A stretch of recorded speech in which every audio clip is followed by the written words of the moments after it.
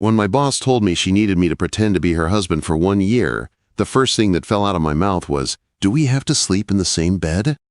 Yeah, I actually said that. To the most feared woman in our company. My name is Adam Bennett. I am 28 years old, born in a dusty little town in Texas, and for the last 5 years, I have been trying to build a life in Denver. I work as a junior copywriter at Sterling Marketing Solutions. It sounds cool when I say it out loud, like I am some creative hotshot, but the truth is less shiny. I sit in a gray cubicle downtown and write taglines and social posts that most people scroll right past without thinking. Every morning I ride the light rail into the city with a crowd of people who look half awake. I wear the same few faded shirts. I grab cheap coffee from the lobby machine. Then I sit at my desk and try to make buy local beer sound fresh for the 10th time. Outside, my life is not much better. I rent a small one-bedroom in a rough part of Capitol Hill. The paint is peeling, the heater rattles, and the neighbor's dog barks at random hours. At night, I eat takeout burritos, stare at my laptop, and send what little money I can back home to my mom in Texas. Mom is 62. She lives alone in our old house outside Austin. My dad used to fix trucks for a living until his body gave out. Last year, he got lung cancer. The hospital bills came like a flood. We paid what we could, but it was not enough. When he died, the bills did not stop. I took out loans, maxed my credit cards, did anything to keep Mom from losing the house. Now I am over $50,000 in debt.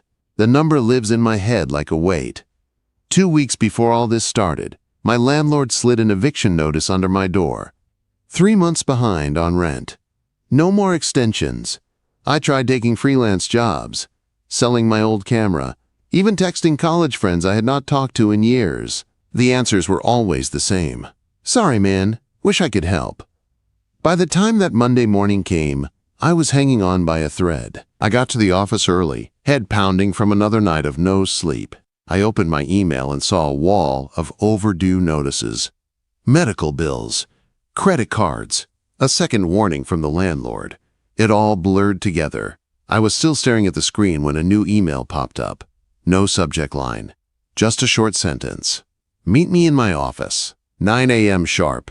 Luna S., Luna Sterling, Vice President, daughter of the founder, my direct boss. People called her the Ice Queen when they thought she could not hear. She wore sharp suits, had a perfect dark bob, and eyes that made grown men fumble their words in meetings. She never came to happy hour. She never joined small talk in the break room. She walked through the office like she owned it, because in a way, her family did. I had only spoken to her a few times. Quick comments on my work, a nod in a team huddle, a question about a tagline. She never wasted a word, so why did she want to see me? By 8:59, I was standing outside her door on the 36th floor. Her office was all glass and clean lines with a huge window that showed the Rockies in the distance. I knocked. "Come in," she said. She was behind her desk, eyes on her computer. She did not stand. She pointed to the chair across from her. "Sit." My palms were sweating as I sat down. I waited for her to tell me I was fired. Instead, she closed her laptop and slid a thick folder toward me. "Open it," she said. I flipped it open and felt my stomach drop. Inside were copies of my life. Hospital bills from my dad's treatment. Bank statements with negative balances. My credit report. Even a scan of the eviction notice from my apartment door. My throat went dry. "How did you get all this?" Quote, "I had my assistant run a background check," she said. Her voice was calm, like she was reading a grocery list. Discreetly, "You are in free fall, Adam. No savings, high debt, 3 months behind on rent. You will not last another month." I felt naked sitting there under those sharp gray eyes. Angry, too. Why? Why look into me like this? What does this have to do with my job? Quote, "It does not," she said. "This is not about work. This is about a proposal." "A proposal?" I repeated. She leaned back in her chair, studying me. "My father set up a trust before he died. The terms say that to keep control of my shares and my position, I must be married by the end of this year and remain married for at least 12 months. If not, control shifts to my brother Derek. I had seen Derek around the office. Expensive suits, smooth smile, eyes that never smiled with his mouth. People said he wanted her job and would do anything to get it. I am not going to let that happen, Luna said. But I also do not want a real marriage built on lies. That is where you come in. I blinked. Me? I need a husband. On paper, she said. 12 months. No more, no less. We marry. We live together. We attend events as a couple. When the year is over, we end it cleanly. No claim on my assets. No shared accounts. In return, I clear all your debts. Medical, rent, cards. And I pay you $100,000 at the end of the term so you can start over. The room went quiet. I could hear my own heartbeat. This is insane, I said softly. You do not even know me. Her gaze did not waver. I know enough. I have watched you for a while, Adam. You work hard. You do not stir drama. You do not boast. You are desperate, but you still show up and do your job. I need someone I can trust, not to use this against me. Someone who has something to lose if they break the rules. This is a marriage, I said. Even if it is fake, people will talk. Your family, the board, human resources. What do I tell my mom? What do you tell yours? We will tell them the story we want them to hear, Luna said. HR already knows I am considering a personal relationship with an employee. They have a plan. Another manager will handle your reviews. The rest is image. I am very good at image. Her confidence scared me as much as it impressed me. I am not asking you to decide now, she added. Think about it. If you say no, this folder disappears and we never speak of it again. If you say yes, your life changes. So does mine. I looked down at the folder. At the numbers in red ink. At my dad's name on the hospital bills. At the notice that said I had 10 days left before I was out on the street. What about us? I asked quietly. In private, what are the rules? Her eyes flicked to mine. We will have a written contract. Boundaries. You will have your own room, your own space. This is not about romance. It is about survival. The question that had been bouncing in my head jumped out. Do we have to sleep in the same bed? I asked. For the first time since I walked in, something like surprise flashed in her eyes. Then, to my shock, she laughed. It was a quick sound, but it was real. No, she said. We do not have to sleep in the same bed. When I left her office, my legs felt weak. The rest of the day passed in a blur. People asked me about copy changes and campaign ideas, and I nodded at the right times, but my mind was stuck in that glass room. That night, back in my small apartment, I paced the worn carpet until the sun began to rise. Pride told me this was wrong, that I would be selling myself. Desperation showed me Mom's house, the one place that still felt like safety, with a foreclosure notice on the door. By dawn, my choice was sitting in my chest like a stone. At 9 a.m., I was back in her office. She watched me close the door behind me. Well, I will do it, I said. I will be your husband for 1 year. Something eased in her shoulders. She opened a drawer, took out a simple contract, and placed it on the desk between us. Then sign, she said. As my pen scratched my name across the bottom of the page, I felt my old life fall away. I did not know yet if I had just saved myself from drowning or tied myself to a weight I could not carry. The same afternoon I signed the contract, my whole life shifted like someone had pulled the floor out from under me and replaced it with glass. Luna did not waste time. She slid a keycard and a small white envelope across the desk. This is the address to my building, she said. Penthouse floor. Pack what you need. A driver will pick you up at 5. That fast? I asked. She nodded once. The sooner we start, the more natural it will look by the time my family and the board start asking questions. There was no handshake. No. Welcome to the family. Just a sharp nod and a clear path forward. That was Luna. Back at my apartment, packing took less time than I expected. It was strange how little of my life fit into 2 suitcases. A stack of shirts and jeans. A few books. My old laptop. The framed photo of my parents standing in front of Dad's truck, both of them smiling like the future was wide open. I took down the cheap poster on my wall and stared at the pale square it left behind. This place had never felt like home, but it had been mine. For a second, I thought about tearing up the contract, calling Luna, and telling her I had changed my mind. Then I pictured Mom's house in Texas, the stack of medical bills with Dad's name at the top. The eviction notice on my door. At 5 on the dot, a black SUV pulled up to the curb. The driver knew my name. The ride downtown felt like a one-way trip to another planet. The penthouse was at the top of a glass tower in the heart of Denver. The elevator needed the keycard to move. When the doors slid open, I stepped into a space that felt like a magazine spread. Floor-to-ceiling windows on 2 sides, white walls. Gray leather couches, clean lines. No clutter, no warmth. Luna stood by the kitchen island with a tablet in her hand. She wore a simple blouse and dark pants, but still looked like she was about to walk into a boardroom. "Your room is down that hall, second door on the left," she said. "Closet is empty. The bathroom is yours. We will need to move some of your things in fast so it looks real. Photos, mail, that sort of thing." I nodded, trying not to stare at the view of the city and the mountains beyond it. "This place is big." She glanced around like she was seeing it for the first time. "It is practical," she said. "Close to the office, secure." It did not feel practical to me.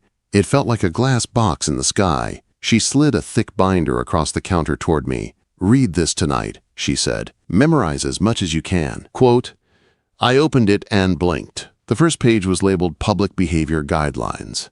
There were bullet points on everything. How to stand beside her at events. Where to put my hand for photos. What to say if someone asked how we met. There was even a note about how to hold a wine glass. "This is intense," I said. "It has to be," she replied. "My brother is waiting for any crack he can find. We cannot give him one." I flipped to the next section. History. Our fake story was laid out in simple lines. We met at a charity event in Aspen 6 months ago. We hit it off instantly. We kept things quiet because we did not want office gossip. We had a small private ceremony out of town. Only close family knew. "You already told your family?" I asked.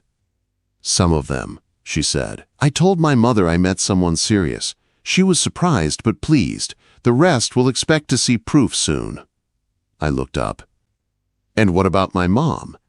"You tell her what you are ready to tell her," Luna said. "But understand this, if this blows up, it hurts both of us. You are not just a prop in my life. You are tied to it." There was a small pause on that last part. It made something twist in my chest. "Any questions?" she asked. I wanted to ask how she slept at night, with this much pressure on her shoulders. I wanted to ask if she was scared. Instead, I said, "Not yet."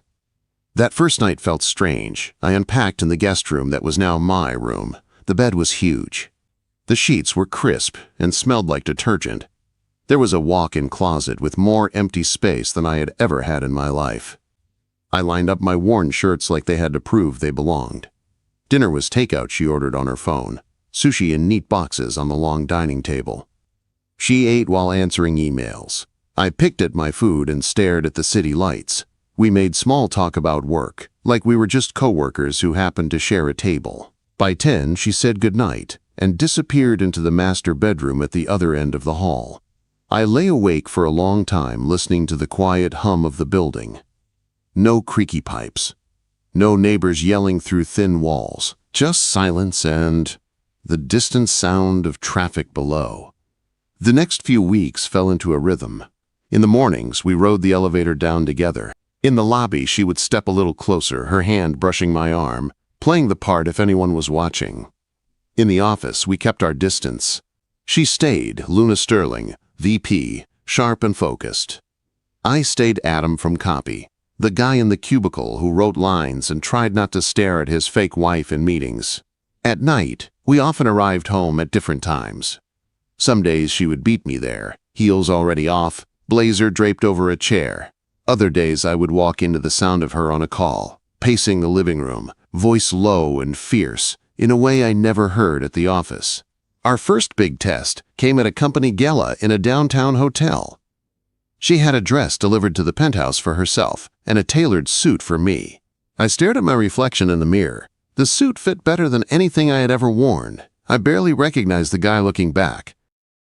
When Luna walked out of her room, I forgot how to speak for a second. She wore a black gown that fit her like it had been made for her alone. Diamonds at her ears, her hair styled back from her face. She looked like another version of herself, colder and yet somehow more human at the same time. "Ready?" she asked. I swallowed. "I hope so." At the ballroom, we stepped into a sea of lights and noise. Music played. Glasses clinked. People turned to stare. Luna slipped her arm through mine, her hand resting lightly on my sleeve. "This is where you smile," she murmured without looking at me, so I smiled. We moved through groups of executives and clients. I shook hands, repeated our story, laughed at jokes that were not funny. The script came out of my mouth smoother than I expected. We met at a charity event in Aspen. We wanted to keep things private at first. She spilled her drink on me. I have not recovered since. People laughed. Some looked jealous. Some looked curious. Everyone looked convinced. Then I met Derek. He appeared at my side like a shadow, taller than me, older, expensive suit, easy grin. His eyes, though, were sharp and cold. "So," he said, "you are the lucky man my sister finally let into her life." I shook his hand. His grip was too tight, like he was trying to test my bones. "Adam Bennett," I said. "Nice to meet you." "Oh, I know who you are," he said. "Junior copywriter, modest background." Impressive jump into the big leagues. The smile did not reach his eyes. Luna moves fast when she wants something. He turned to her. Very fast. Luna's hand on my arm tightened, just a little. "When you know," she said calmly. "I look forward to getting to know you better," Derek said to me. "We will have to talk sometime, man to man." The way he said it made my skin crawl. Back at the penthouse that night, Luna kicked off her heels by the door and poured herself a drink. She did not usually drink in front of me. "He does not believe it," she said, staring out at the city lights. "Derek?" I asked. She nodded. "He thinks he can find proof that this is fake. He will dig. He will watch. He will push." I leaned on the island across from her.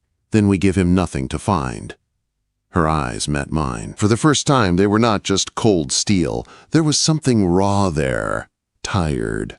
A little sad.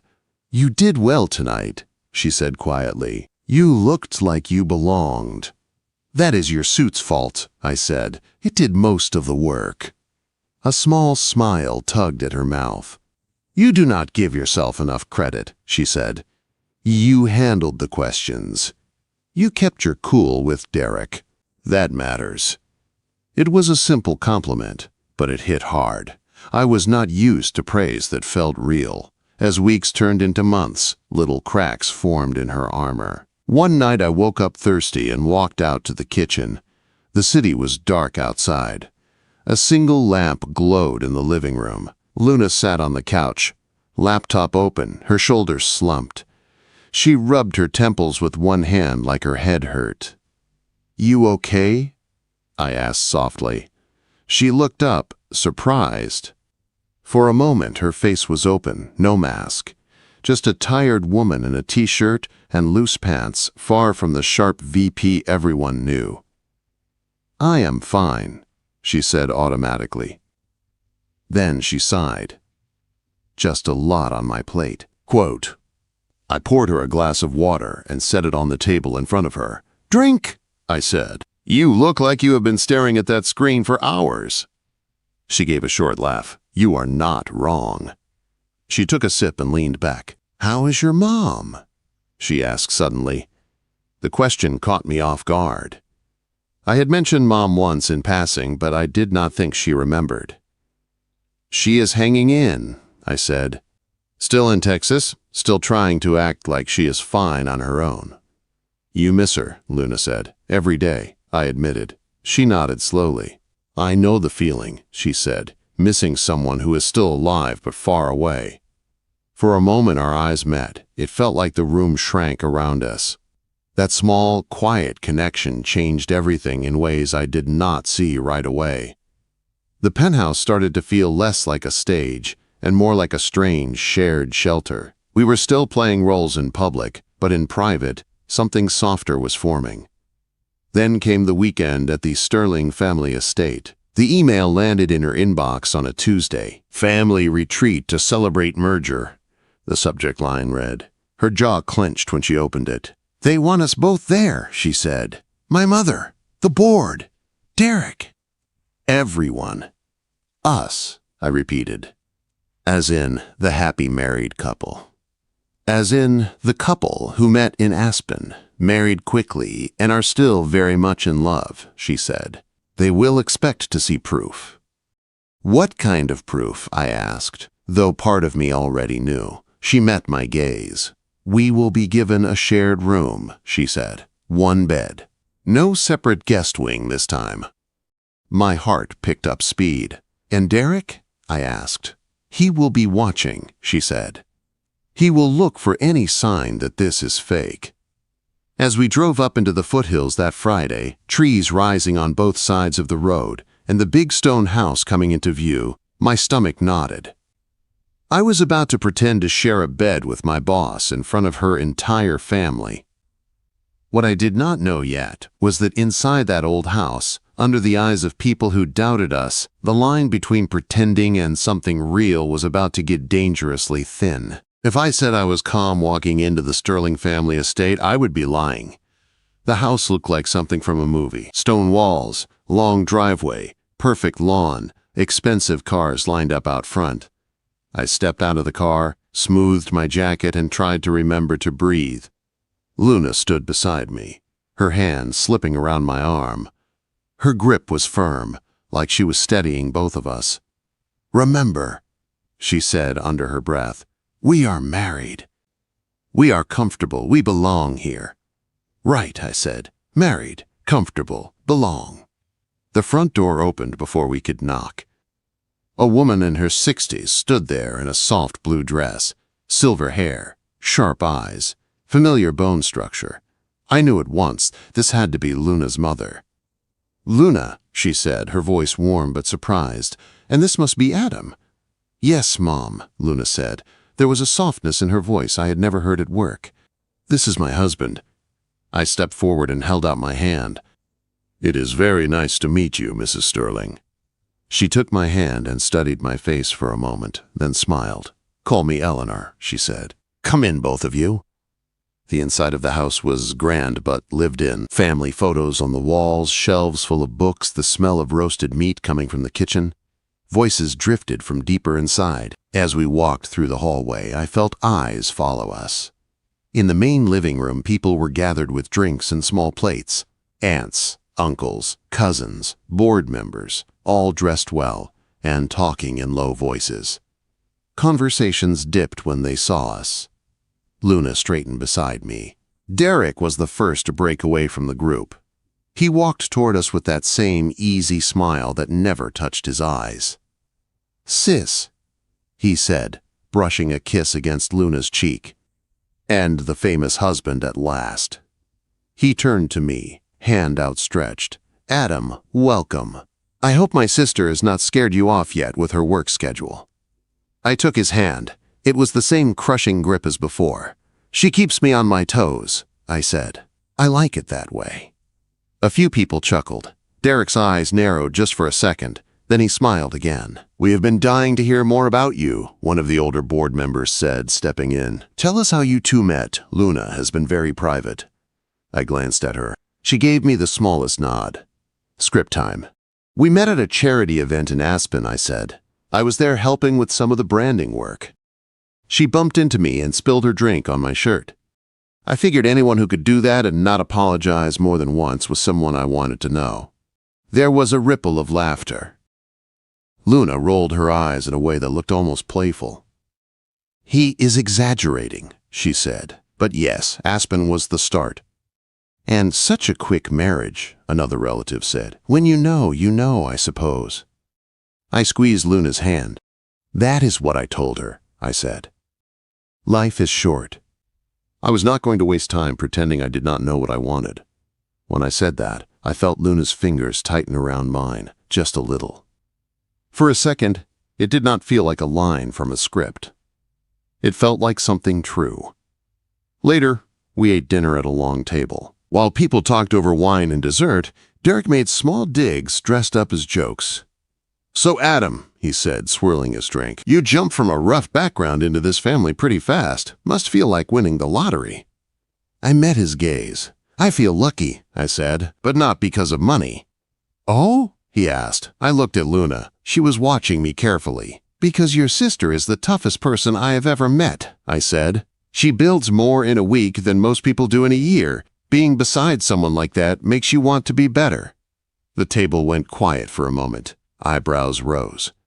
Then Eleanor smiled softly, and some of the tension broke. After dinner, people drifted off to their rooms. A maid led us up the stairs to a large bedroom at the end of the hall. "Your room, Mrs. Sterling," she said to Luna. "If you need anything, just call." When the door closed behind us, I looked around. The room was beautiful. Large bed, fireplace, thick rug, soft lamplight. And one bed. Just like Luna had warned. "Well," I said, trying to make light of it, "at least the bed is big." Quote. She let out a breath and sat on the edge of it. For the first time all day, the strong mask dropped a little. Her shoulders slumped. She stared at her hands. "He will not stop," she said quietly. "Derek, he will keep pushing until he finds something he can use." I sat down beside her. Not too close, but close enough to feel the warmth of her body next to mine. "He is fishing," I said. "That means he does not have anything solid yet." "He will," she said. "He is good at digging. He always has been." Her voice had a tired edge that pulled at something inside me. I turned so I could see her face. "Luna," I said softly, "you do not have to carry this all alone anymore. You have me now. Maybe I started as a hire, but I am here now. I am in this with you." Her eyes lifted to mine. For a heartbeat, all the noise of the house faded. It was just us, sitting on the edge of a bed that was supposed to be part of a show. "You really mean that?" she asked. "Yes," I said. "I meant every word at that table. I meant it when I signed the contract. And I mean it now even more." Quote. She looked at me like she was searching for cracks. Whatever she saw, it made her eyes soften. Her hand reached for mine, fingers cool but shaking slightly. "Thank you," she whispered. The space between us felt electric. My heart pounded. I knew I should pull back, keep the line clear. This was fake. This was a deal. But sitting there, with her guard down for the first time in front of me, I could not see any lines anymore. "Adam," she said, voice low. "Can I ask you something?" "Anything," I said. "If this was real," she asked, "if there was no contract, no trust, no money, would you still be here with me? In this room? In this bed?" The question hit me harder than I expected. There was only one honest answer. "Yes," I said, "I would." Her breath caught. Then, slowly, she leaned in. I met her halfway. Our lips touched, soft at first, both of us unsure. When she did not pull back, I deepened the kiss. Her hand slid up to my neck. My hand moved to her waist. It was not scripted. It was not staged for anyone else. It was simple and burning and very, very real. We did not speak for a while after that. The night unfolded around us in quiet breaths and tangled sheets. No cameras, no audience. Just two people who had been pretending for so long they had forgotten how it felt to be honest, even with themselves. Later, when we finally lay still, she rested her head on my chest. The fire in the grate had burned low. The house was silent. "That was not part of the contract," she said softly. "No," I said, my hand tracing slow circles on her back. "It was not." "Do you regret it?" she asked. "Not for a second," I replied. There was a long pause. I thought she had fallen asleep when she spoke again. "Neither do I," she whispered. The next morning, sunlight streamed in through the curtains. For a second, waking up with her curled against me, I forgot where we were. It felt natural. Then Luna sat up, frowning. Her gaze moved to the dresser across the room. On the edge of the lamp, so small it was almost hidden, was a tiny black dot. She swung her legs off the bed and walked over. I watched her pluck it free with 2 fingers. It was a camera, small, wireless, blinking with a faint red light. My stomach dropped. "Is that what I think it is?" Quote. "Derek," she said, her voice flat and cold now. "He planted cameras." She switched it off and set it down hard on the dresser. Her hands were shaking, but not from fear, from anger. "He will think this proves something," she said, "that we are putting on a show." I got out of bed and crossed to her. "Let him see," I said. "He wanted to catch us faking. He caught something else." She looked up at me, searching my face. "What did he catch?" "He caught the moment I stopped pretending," I said. Her eyes softened, even as worry clouded them. "This changes everything," she said. "I know," I replied. "But maybe it is time everything changed." We stood there in that room, bare feet on the rug, the little black camera on the dresser between us like a silent threat. Outside, voices were starting in the hallway. Somewhere in this house, Derek was waiting for his chance to strike. I did not know exactly how, but I knew now that when he did, we would not just be fighting for a company or a trust. We would be fighting for whatever had started between us, in that bed, under that roof, with a fake marriage that was no longer fake at all. The drive back from the estate felt longer than the ride there. Luna kept her eyes on the road, jaw clenched, the tiny camera sitting in the cup holder between us like a ticking bomb. "He bugged the room," I said, still trying to wrap my head around it. "Your own brother put a camera in your bedroom." "He wants proof," she replied quietly. "He thinks if he can show the board this marriage is fake, he can take everything. My shares, my seat, the company." I looked at her profile, the tight line of her mouth, the strain around her eyes. "What did he really catch on that camera, Luna?" She hesitated, then answered softly, "He caught me forgetting to act." We both went quiet after that. The next few days were worse. Luna's assistant forwarded emails that made my stomach flip.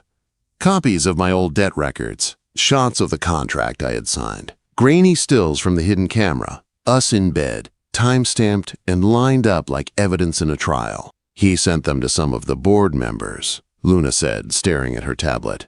"He is building a case for the quarterly meeting. He wants them ready to vote me out." The tension in the penthouse thickened. Luna barely slept. She paced the living room at night, laptop open, phone buzzing. I tried to help where I could, but most of it was out of my hands. One evening I found her by the window, arms crossed tight over her chest, city lights reflecting in the glass.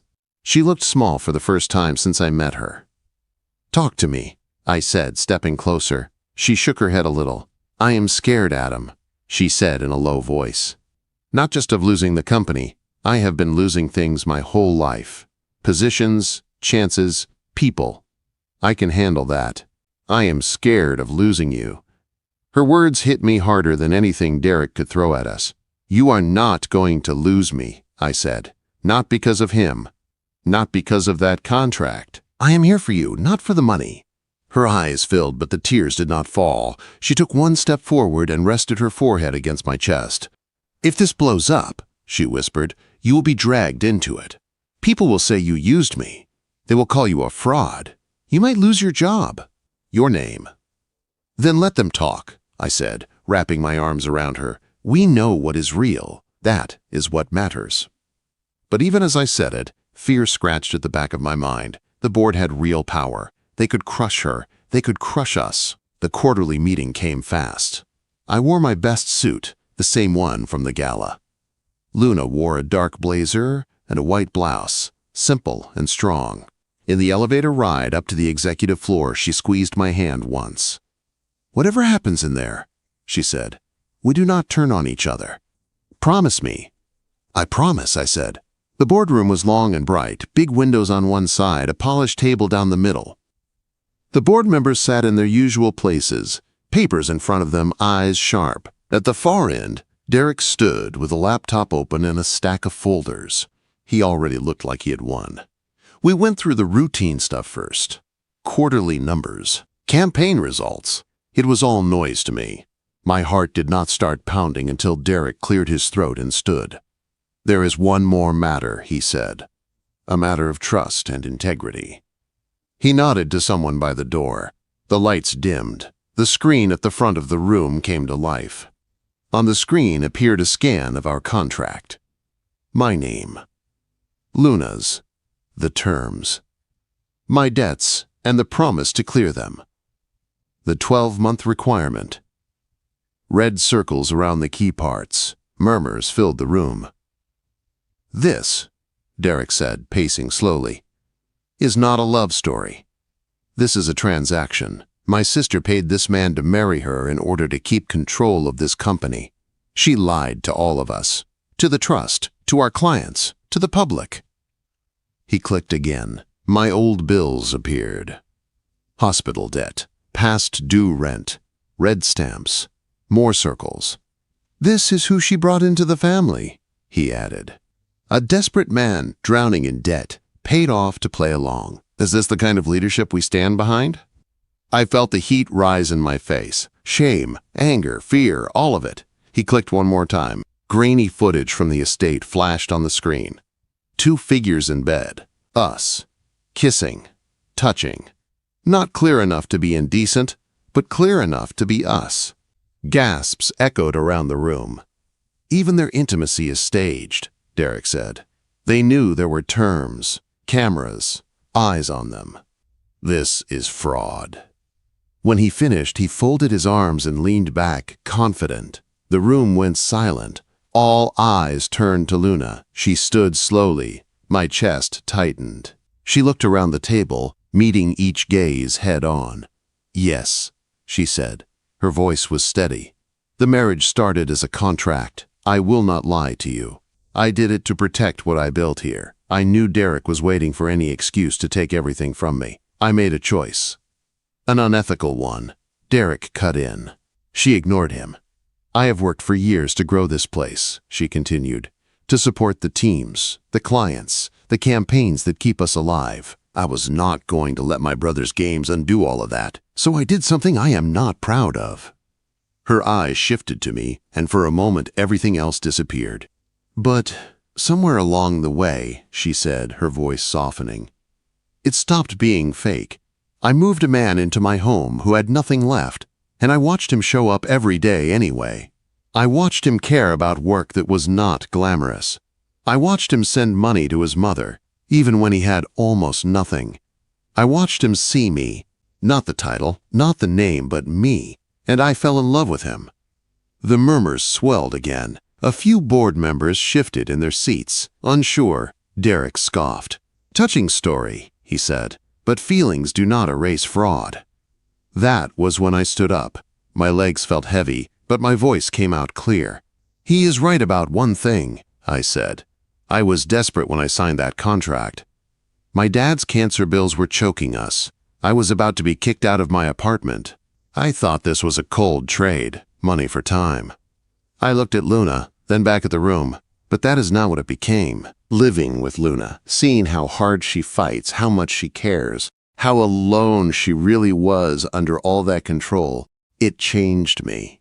She did not just buy a husband. She pulled me out of a hole and made me want to stand up straight for the first time in years. I took a breath. I love her, not the VP, not the sterling name, her. The woman who falls asleep at her laptop because she is scared of failing everyone. The woman who cries quietly when she looks at old pictures of her father. The woman who learned to be tough because no one gave her room to be anything else. The room went quiet again. Derek's smile had thinned. Before he could speak, a new voice cut through the silence. "Enough!" Everyone turned. It was Eleanor. She had been sitting at the end of the table, silent until now. She rose slowly, placing both hands on the table. "I knew about the contract," she said. "Luna came to me before she signed it. I did not stop her, because I wanted her to learn the hard way that control is not everything. But Derek planting cameras, leaking private records, trying to destroy your own sister for power, that is not leadership, that is cruelty." She turned to the board. "You have all seen what Luna has done for this company. You have all seen how Derek works behind the scenes. Ask yourselves who you trust more, not just with money, but with people. The vote that followed felt like it took an hour, even though it was only minutes. When it was over, Derek's motion to remove Luna failed. Instead, the board voted to strip him of his influence. He lost his committees. His power shrank in an instant. When the meeting adjourned, people rushed around us. Some offered quiet congratulations. Some avoided eye contact, embarrassed. Eleanor came over and hugged Luna, then turned to me. "You stood up for her when it counted," she said. "Thank you." Outside the boardroom, away from the noise, Luna and I stepped into an empty hallway. The door closed behind us with a soft click. The silence felt huge. "We did it," I said, my voice shaking. She looked at me with tears in her eyes. "We did," she whispered. Then she laughed, a short, broken sound. "Our contract is almost up, you know. We made it. We could walk away now. Clean, no rules broken, no debts left." Quote, "Is that what you want?" I asked, my heart in my throat. She shook her head slowly. "The contract can end," she said. "I do not want us to." I stepped closer. "Then let us end the contract," I said, "and stay married for real." A tear slipped down her cheek. I wiped it away with my thumb. "Do you remember what you asked me the first day in my office?" she said, a small smile pulling at her lips. "About the bed?" I groaned softly. "I am never living that down." "You asked if we had to sleep in the same bed," she said. "Back then, I said no, it was safer, cleaner, less messy." She took my hand and placed it over her heart. "If I asked you that question now, what would you say?" I smiled, feeling my chest ease for the first time in months. "I would say yes," I said. "I want to share your bed, your house, your mornings, your storms, not for a year, for as long as you will have me." Her eyes shone. "Good," she whispered, "because I am tired of pretending I sleep alone." Months later, the penthouse was gone. We sold it and bought a smaller house on a quiet street with a porch and a yard. It was not fancy, but it was ours. My debts were gone. I took a better job at a smaller agency, one where people knew my name. Luna kept her role but let herself breathe more. Less late nights. More dinners at our own table. One warm evening, we sat on the porch swing, coffee in hand, watching the sky turn pink over the city. "If you could go back," she asked softly, "to the day in my office when I slid that folder in front of you, would you still sign?"